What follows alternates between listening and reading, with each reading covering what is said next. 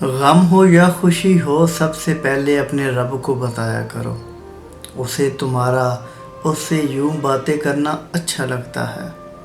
تم اسے اپنے راز بتایا کرو، جب اپنے شکوے شکایت اس سے کرتے ہو، خوشی میں سجدہ کرتے ہو، دکھوں میں اس سے باتیں کرتے ہو، اپنے راز شیئر کرتے ہو، تو اسے تمہارا یوں باتیں کرنا، اپنے غموں کا اظہار کرنا اچھا لگتا ہے۔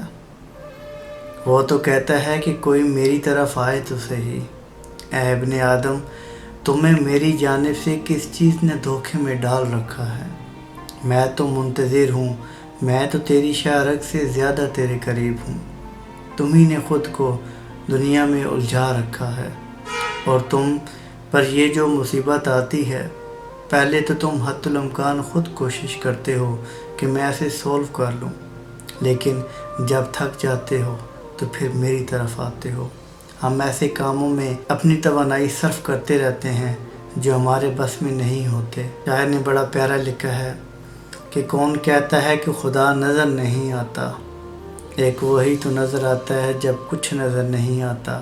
اور تمہیں یہ ڈر ہے کہ خدا دیکھ رہا ہے، میری یہ خواہش ہے کہ وہ دیکھتا رہے، وہ کنیکٹڈ رہے ہماری ذات سے۔